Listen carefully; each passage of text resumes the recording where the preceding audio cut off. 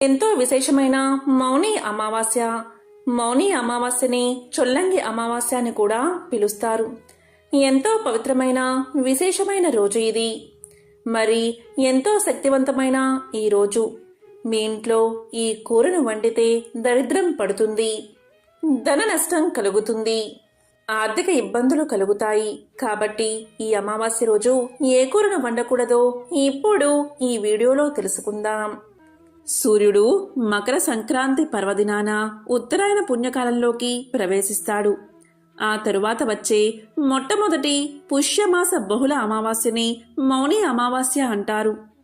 దీపావళి అమావాస్య కంటే అధిక రెట్ల ఫలితాన్ని ఈ మౌని అమావాస్య ఇస్తుంది. పుష్యమాసంలో రవి చంద్రులు మకర రాశిలో కలవడమే ఈ మౌని అమావాస్య. ఈ రోజు గురించి మన పురాణాల్లో మరియు ఇతిహాసాల్లో విశేషంగా చెప్పడం జరిగింది. అత్యంత విశేషమైన ఈ మౌని అమావాస్య అంటే, మౌని అమావాస్యలో మౌని అంటే మౌనంగా ఉండడం, అమావాస్య అంటే చీకటి అని అర్థం. అంటే పగటిపూట మౌనంగా ఉండి మనలోని చీకటి అనే అంధకారాన్ని తొలగించాలి అని అర్థం. ఈరోజు మౌనవ్రతం పాటించడం అనాదిగా వస్తుంది. మన నోటి నుండి వచ్చే మాటల వల్లే కొందరు సంతోషిస్తారు, మరికొందరు బాధపడతారు. కాబట్టి ఈరోజు కోపంతో ఏమీ అనకూడదని ఇలా మౌనవ్రతం ఆచారంగా పెట్టారు. ఈరోజు నోటి నుంచి అనకూడని మాటలు అంటే వారికి జీవితంలో అన్ని అశుభాలే జరుగుతాయి. అందుకే మహాశక్తివంతమైన పవిత్రమైన ఈ మౌని అమావాస్య రోజు మన నోటిని అదుపులో పెట్టుకోవాలని ఇలా పెద్దలు ఆచారంగా పెట్టారు. ఎంతో శక్తివంతమైన ఈ రోజు ఎవరైతే మౌనవ్రతం పాటిస్తారో వారి యొక్క అనుకున్న పనులు తప్పక నెరవేరతాయి. వారికి సకల శుభాలు కలుగుతాయి. మౌని అమావాస్య రోజు గంగా నదిలోని నీరు అమృతంగా మారుతుందని పురాణాలు చెబుతున్నాయి. అందువల్లే ఈరోజు గంగా నదిలో పవిత్ర స్నానం చేస్తారు. కాబట్టే మౌని అమావాస్య రోజు వారణాసిలోని గంగా నదులు త్రివేణి సంగమంలో లక్షలాది ప్రజలు పుణ్య స్నానాలు ఆచరిస్తారు. ఈ మౌని అమావాస్య రోజు గంగా నది దగ్గరలో లేనివారు సమీపంలో ఉన్న నదిలో లేదా చెరువులో లేదా బావిలో గంగాదేవిని తలుచుకుని ఆ నీటితో పవిత్ర స్నానాన్ని ఆచరించాలి. ఈ రోజు స్నానానికి అంతటి విశేషం ఉంది. ఇలా గంగానదిలో అమావాస్య రోజు స్నానం చేస్తే సకల దోషాలు పాపాలు నశిస్తాయి. ఈరోజు పవిత్ర గంగానది మీకు అందుబాటులో లేకున్నా ఇలా చేసిన అంతటి పుణ్యం మీకు లభిస్తుంది. మరి ఏం చెయ్యాలి అంటే, ఈరోజు మీకు అందుబాటులో ఉన్న నీటితో స్నానం చేసే సమయంలో ఈ శ్లోకాన్ని మనసులో చదువుతూ స్నానం చేస్తే చాలు. గంగానదిలో స్నానం చేసిన పుణ్యంతో పాటు అన్ని పుణ్యనదుల్లో స్నానం చేసిన ఫలితం మీకు కలుగుతుంది. ఆ శ్లోకం వచ్చేసి, గంగేచి యమునే చేమ గోదావరి సరస్వతి నర్మదే సింధు కావేరి జలేస్మిన్ సన్నిధం కురు. ఈ శ్లోకం పఠించి స్నానం చేస్తే చాలు. అన్ని పుణ్యనదుల్లో స్నానం చేసిన మహాఫలితం మీకు దక్కుతుంది. ఈరోజు మౌనంగా ఉంటే చాలా మంచిది. ఈరోజు సాధువులు మౌనంగా ఉంటారు. ఇది జ్ఞానాన్ని నిద్రలేపే చర్యగా భావిస్తారు. మౌని అమావాస్య రోజు కాకికి అన్నం పెడితే శనిదేవుడు మిమ్మల్ని దీవిస్తాడు. మీ జీవితంలో సకల శుభాలు కలుగుతాయి. ఈరోజు కుక్కకు అన్నం పెట్టడం కూడా చాలా మంచిది. ఈరోజు ఇంటి యజమాని నదిలో స్నానాన్ని ఆచరించి నల్ల నువ్వులను నీళ్లలో వేసి పితృదేవతలకు తర్పణాలు విడిచిపెడితే పితృదేవతలు 21 తరాల పాటు స్వర్గంలో ఉంటారని పురాణాలు చెబుతున్నాయి. మీ జాతకంలో పితృదోషం పితృశాపం ఉంటే ఈ మౌని అమావాస్య రోజు ఇలా చేస్తే చాలు, పితృదేవతల ఆశీర్వాదం మీకు లభిస్తుంది. అదేవిధంగా మౌని అమావాస్య రోజు ఇలా చేస్తే మీ జీవితమే మారిపోతుంది. నీలం రంగు ఉన్న దారాన్ని మగవారు కుడి చేతికి ఆడవారు ఎడమ చేతికి కట్టుకుని మీకు దగ్గరలో ఉన్న శివాలయంలో 27 ప్రదక్షిణలు చేసి ధ్వజస్తంభం దగ్గర దీపం పెడితే చాలు. అలాంటి వారికి అదృష్టం పడుతుంది.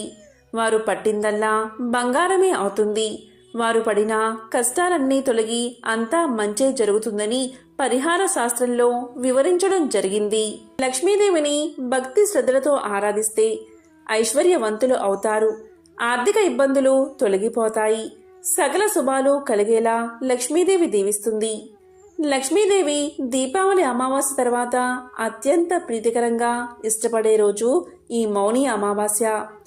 ఈ రోజు మొత్తము కూడా మౌన వ్రతాన్ని ఆచరించలేని వారు ఒక తెల్లటి కాగితం తీసుకుని దానిపై తులసి ఆకుతో లేదా పసుపు కొమ్ముతో మీ కోరికను రాయండి. దానిని అరచేతిలో పట్టుకుని దాన్ని కళ్ళార్పకుండా చూడండి.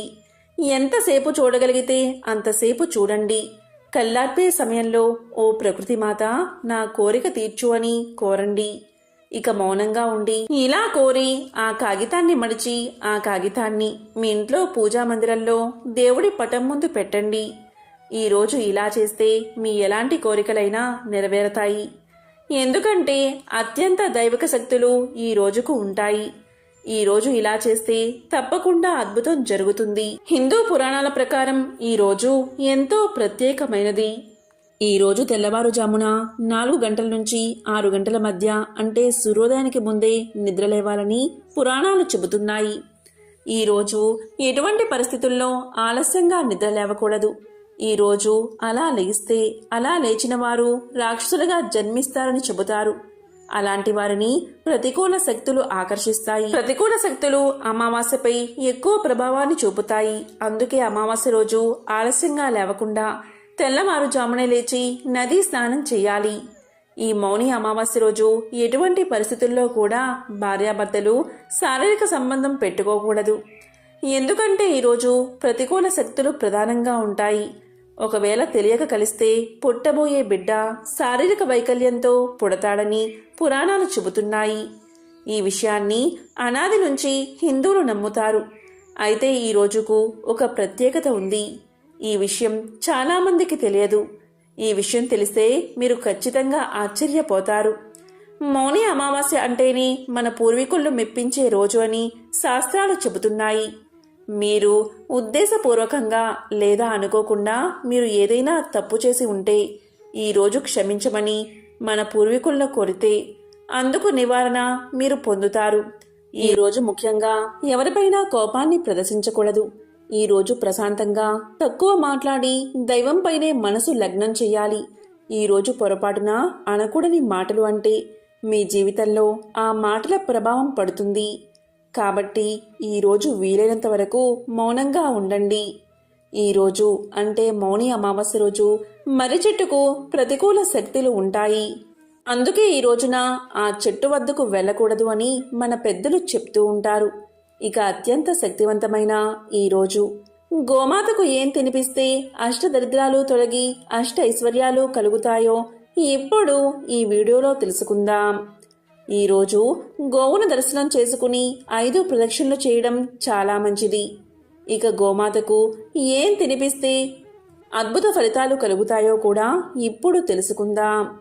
చాలామందికి నరఘోష తగులుతుంది. నరఘోష నివారణ కావాలి అంటే గోమాతకు బంగాళదుంపలు తినిపించండి. విద్యాభివృద్ధి కలగాలి అంటే గోమాతకు నానబెట్టిన పొట్టు పెసరపప్పును తినిపించండి.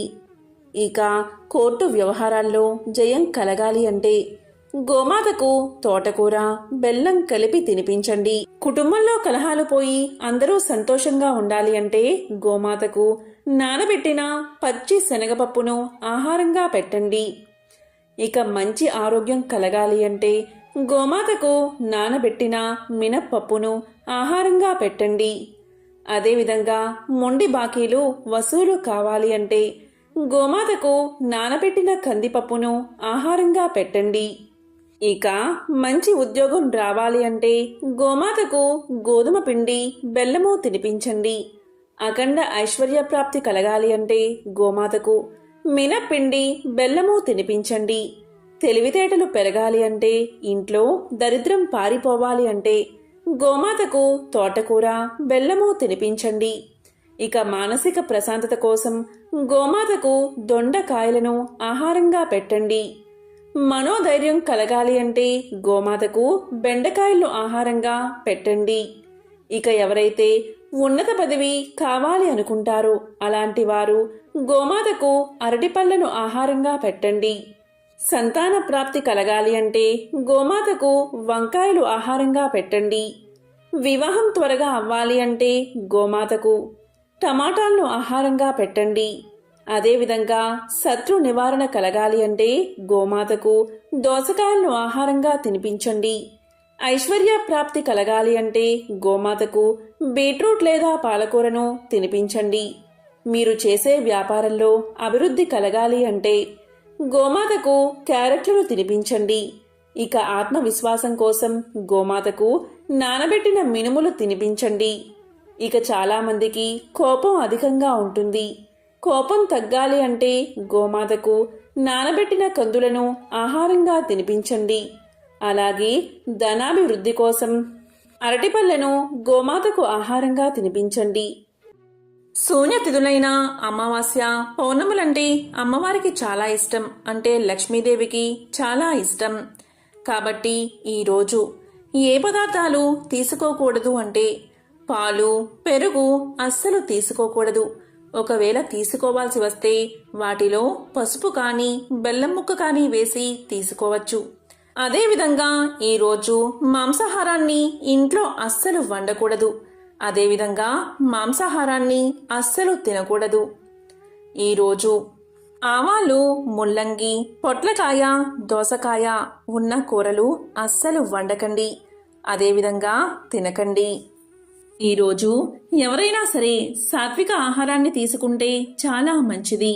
మనకు విష్ణు సహస్రనామంలో ఉండే ఒక నామాన్ని నిరూపించడానికి విష్ణుమూర్తి భూమి మీద వైద్య వీర రాఘవస్వామి అనే రూపంతో అవతరించిన అద్భుతమైన దినం ఈరోజు. అలాగే ఈ రోజుకు ఉన్న ప్రత్యేకత ఏంటి అంటే రోగహరణ శక్తి. మనలో ఎవరికైనా రోగాలు ఏడిపిస్తూ ఉంటే ఈరోజు వైద్యవీర రాఘవస్వామిని ఒక 3 పండ్లతో ఆరాధించగలిగితే ఆ రోగాలన్నీ మటుమాయమైపోతాయి. అంతటి శక్తి ఈ రోజుకు ఉంటుంది. మరి ఈరోజు మనం ఆచరించవలసిన ఆ 3 పద్ధతులు ఏంటి అంటే వైద్య వీర రాఘవస్వామి ఫోటోను తెచ్చుకుని ఈరోజు మనం తప్పనిసరిగా ఆ స్వామిని ఆరాధించాలి. మొట్టమొదట దీపాన్ని వెలిగించాలి. అది ఎలా అంటే బియ్యపిండి, పంచదారను పొడిగా చేసి దాంట్లో యాలకుల పొడి కలిపి ఒక చిన్న పల్లెంలో వేసి దాన్ని ప్రమిదలాగా ఒత్తుకుని అందులో ఆవు నెయ్యి వేసి దీపాన్ని వెలిగించాలి. ఇది మొట్టమొదటి పద్ధతి. ఆ తరువాత ఇంట్లో ఎవరికైనా సరే అనారోగ్య సమస్యలు ఉంటే వారికి వెండితో ఒక కడియం చేయించండి. తరువాత స్వామి ముందు కూర్చుని సంకల్పం చేసుకుని, స్వామి నీ దయవల్ల ఈ వ్యాధి తగ్గి మాకు తిరిగి ఆరోగ్యం బాగుంటే తిరువల్లూరు వచ్చి నీ దర్శనం చేసుకుంటా. ఈ వండి కడియను అక్కడ హుండీలో వేస్తాము అని సంకల్పం చేసుకుని అప్పుడు స్వామికి పూజ చెయ్యండి. మామూలు ప్రతిరోజు ఎలా పూజ చేస్తామో అలాగే చెయ్యండి. ఇక ఈరోజు చేయవలసిన 3వ పని ఏంటి అంటే మీ ఇంటి దగ్గరలో చెరువు ఉంటే, చెరువు లేకపోతే బావి దగ్గర కానీ లేదా మీ ఇంట్లో ఒక చిన్న గిన్నెలో నీళ్లు తీసుకుని ఒక చిన్న బెల్లం ముక్క తీసుకుని ఇంట్లో వారంతా దాని చుట్టూ ప్రదక్షిణలు చేసి తిరువల్లూరులో ఉన్న పుష్కరిణికి ప్రదక్షిణలు చేస్తున్నామన్నట్లు తెలచి ఇంట్లో వారంతా ఆ బెల్లం ముక్కను గిన్నెలో వేయండి. తరువాత స్వామిని ఆరాధించండి. ఈరోజు పూజ అంతా పూర్తయ్యాక దీపం కొండెక్కాక ఆ ప్రసాదం అంతటినీ కలిపి, అంటే బియ్యపిండి, పంచదార, యాలకుల పొడితో కూడిన దాన్ని నెయ్యితో చిన్న చిన్న ఉండలుగా చేసి ఇంట్లో వారందరూ స్వీకరించండి. తరువాత వ్యాధి తగ్గిపోయాక తిరువల్లూరు వెళ్ళి తప్పకుండా హుండీలో ఆ వెండి కడియం వేసి స్వామిని దర్శనం చేసుకోండి. ఈ రకంగా చేసి దీర్ఘకాలిక వ్యాధుల నుండి బయటపడిన వారు లక్షల్లో ఉన్నారు. అంతటి శక్తివంతమైన విష్ణుమూర్తి స్వరూపం ఈ వైద్య వీర రాఘవస్వామి యొక్క అవతారం. ఈ తిరువల్లూరు చెన్నైకి దగ్గరగా ఒక 40 కిలోమీటర్ల దూరంలో ఉంది. మనకు 108 దివ్య దేశాలు ఉన్నాయి. ఆ దివ్య దేశాలలో తిరువల్లూరు ఒక దివ్య దేశం. ఈ క్షేత్రం ప్రతి అమావాస్య రోజు అత్యంత శక్తిని పుంజుకుని ఉంటుంది. ఈరోజు అక్కడకు వేల మంది జనమొస్తారు. ఇక అమావాస్య రోజు ఈ క్షేత్రం పరిపూర్ణమైన శక్తిని పొంది ఉంటుంది.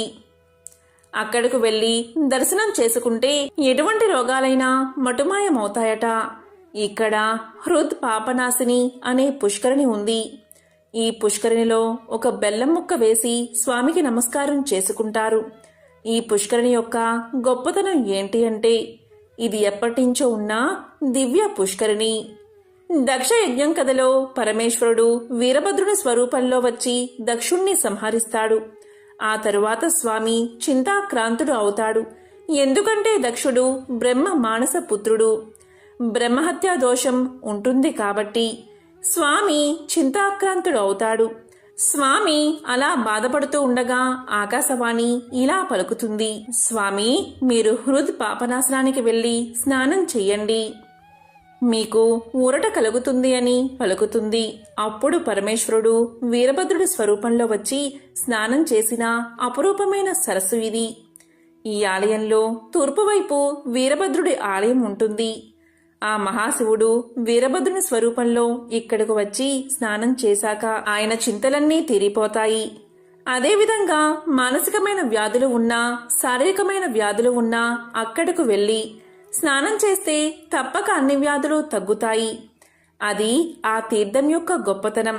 అలాగే ఇక్కడి క్షేత్రంలో విష్ణుమూర్తి ఒక లీలా నాటకం ఆడారు. అదేంటి అంటే బదరికాశ్రమంలో శాలిహోత్రుడు అనే ఒక మహర్షి ఉండేవాడు. ఆయన విష్ణుమూర్తి అంశతో జన్మించారు. ఆయన ఒకసారి దక్షిణ భారతదేశానికి యాత్రకు వచ్చారు. అప్పుడు పాపనాశనంలో స్నానం చేశాక ఇక్కడ ఎంతో మనోహరంగా ఉంది. ఇక్కడ ఉపవాస దీక్ష చేసి 1 సంవత్సరం పాటు తపస్సు చేసుకుందామని నిర్ణయించుకున్నారు మహర్షి. ఆ రోజు మహర్షి కూర్చుని సంవత్సరం పాటు నిరాహారంగా తపస్సు ఆచరించారు. తీరా పూర్తయ్యాక అంటే సంవత్సరకాలం పూర్తయ్యాక ఇక ఆపేద్దామని కొంచెం ఆహారం తీసుకోవాలని ఆహారాన్ని తినే సమయానికి ఒక వృద్ధుడు వచ్చి, నాయనా నాకు ఆకలి మండిపోతుంది, ఆహారం నాకు పెట్టవా అని అడగ్గా ఆ మహర్షి వచ్చింది విష్ణుమూర్తి స్వరూపంగా భావించి ఆహారాన్ని ఇస్తాడు. ఇక పారణ చేయడం కుదరనందున ఇంకొక సంవత్సరం పాటు ఉపవాసం చేసి మళ్లీ దీక్ష తీసుకుని తపస్సు చేద్దామని నిర్ణయించుకుంటాడు మహర్షి. మళ్లీ 1 సంవత్సరం పాటు తపస్సు చేసి అంతా అయ్యాక పారణ చేసే సమయంలో మళ్లీ ఆ వృద్ధుడే తిరిగి వచ్చి, నాయనా నాకు బాగా ఆకలిగా ఉంది, నీ దగ్గర ఉన్న ఆహారం పెట్టు అని అడగ్గా దానికి మహర్షి సరే స్వామి స్వీకరించండి అని ఆహారమంతా అతనికి ఇచ్చేస్తాడు. అప్పుడు స్వామి సంతోషించి, నాయనా నీ కోరిక ఏంటి, ఎందుకు తపస్సు చేస్తున్నా అని అడగ్గా దానికి మహర్షి నాకు ఏం కోరిక లేదు స్వామి, లోక కళ్యాణం కోసమే తపస్సు చేస్తున్నాను అని సమాధానం చెప్పాడు. అప్పుడు విష్ణుమూర్తి ఆయన ఆశ్రమంలోనే వెలిశారు. పడుకుని ఉన్న వైద్యవీర రాఘవస్వామిగా ఆలయంలో వెలిశారు. అదే ప్రస్తుతం వైద్యవీర రాఘవస్వామి యొక్క ఆలయం. ఆ ప్రాంతాన్ని ధర్మసేన మహారాజు అనే రాజు పరిపాలిస్తూ ఉండేవాడు. ఆయనకు వసుమతి అనే కూతురు ఉంది. ఆమె మహా సౌందర్యవతి. ఒకసారి చిలికత్తెలతో ఆ దేవాలయం యొక్క పుష్కరుని దగ్గరకు ఆమె వచ్చినప్పుడు అక్కడ ఒక రాజకుమారుడు కనిపిస్తాడు. ఆయన కూడా మహా సౌందర్యంతో వెలిగిపోతూ ఉంటాడు. ఇద్దరు ఒకరిని చూసి ఒకరు ఇష్టపడతారు. అప్పుడు రాజకుమారుడు మనిద్దరం వివాహం చేసుకుందాం అని పలకగా యువరాణి ఇలా చెప్తుంది, మా నాన్నగారిని అడగండి, ఆయన ఒప్పుకుంటే నేను వివాహం చేసుకుంటాను అని పలుకుతుంది. వెంటనే యువరాజు రాజు వద్దకు వెళ్ళి మీ అమ్మాయిని నాకిచ్చి వివాహం చేస్తారా అని అడుగుతాడు. దానికి రాజు ఇలా అంటాడు, నాయనా నీ పేరేమిటి, నీ గోత్రం ఏమిటి, నీ తల్లిదండ్రులు ఎవరు, నీవు ఎక్కడి నుండి వచ్చావు అని అడుగుతాడు. దానికి ఆ రాజకుమారుడు నా వివరాలన్నీ మీకు చెప్పలేను, కానీ ఒక్కటి మాత్రం చెప్తున్నాను, మీ అమ్మాయిని నాకిచ్చి వివాహం చేస్తే పువ్వుల్లో పెట్టి చూసుకుంటాను. లక్షల్లో జనం మీ అమ్మాయికి నీరాజనాలు అర్పించేలా చేస్తాను అన్నాడు. వచ్చింది ఆ నారాయణమూర్తే. ఆయన నిజం చెప్పకుండా అబద్ధం చెప్పకుండా ఆ విధంగా చెప్తాడు. అప్పుడు రాజుగారు సరే అని కూతుర్నిచ్చి వివాహం చేస్తాడు. వివాహమయ్యాక భార్య చెయ్యి పట్టుకుని గర్భాలయంలోకి నడుచుకుంటూ వెళ్లి ఆ విగ్రహం దగ్గరకు వెళ్ళగానే మాయమైపోతారు. అప్పుడు రాజుకు అర్థమవుతుంది, అయ్యో ఇంతకాలం నా కూతురుగా ఉంది మహాలక్ష్మినా, నా కూతురు అనుకున్నాను, ఎంత తప్పు చేశాను అనుకుంటాడు. అమ్మవారు ఈ ఆలయంలో కనకవల్లి అనే పేరుతో వెలిశారు. అక్కడ ఉన్న ఉత్సవ విగ్రహాన్ని వసుమతి అని పిలుస్తారు. అది ఆ ఆలయం యొక్క గొప్పతనం. ఆ ఆలయంలో స్వామివారి విగ్రహాన్ని చూస్తే స్వామి కుడి చేతిని చాపి ఉంచుతారు. కింద ఉన్నది శాలివాక మహర్షి. అదేవిధంగా ఎడమ చేతితో చిన్ముద్రను చూపిస్తూ ఉంటారు. అంటే ఆరోగ్యం నుండి ఆత్మ జ్ఞానం వరకు ఏదైనా ఇచ్చే దివ్య స్వరూపం ఈ వైద్య వీర రాఘవస్వామి అని అర్థం. ఇక చొల్లంగి అమావాస్య రోజు అత్యంత శక్తి ఈ ఆలయంలో ఉంటుంది. ఈ రోజు చెప్పిన విధంగా చేస్తే ఎలాంటి వ్యాధులైనా మటుమాయమై సకల శుభాలు కలుగుతాయి. ఇంట్లో వారికి శనిదోషాలు ఎక్కువగా ఉన్నాయని బాధపడేవారు, ఇంటిపై చెడు శక్తుల ప్రభావం ఉన్నదని బాధపడేవారు కూడా ఈ రోజు ఈ పరిహారాన్ని పాటించండి. ఏం చెయ్యాలి అంటే ఒక నల్లని వస్త్రాన్ని తీసుకోండి. గుప్పెడు నల్ల నువ్వులను ఆ వస్త్రంలో ఉంచండి. అదేవిధంగా 7 నల్ల జీడిగింజలు తీసుకోండి. ఈ రెండిటి కలిపి ఒక మూటగా కట్టి దీన్ని మీ ఇంటి యొక్క ప్రధాన ద్వారం పైన గుమ్మానికి కట్టండి. ఈ చొల్లంగి అమావాస్య రోజు ఈ పరిహారాన్ని చేయడం వల్ల అద్భుతమైన ప్రయోజనాలు కలుగుతాయి. మీ ఇంట్లో ఉన్న నకారాత్మక శక్తులు తొలగిపోతాయి. దైవిక శక్తులు ఎల్లవేళలా మిమ్మల్ని కాపాడతాయి. ఓం నమః శివాయ. ఓం నమో నారాయణాయ.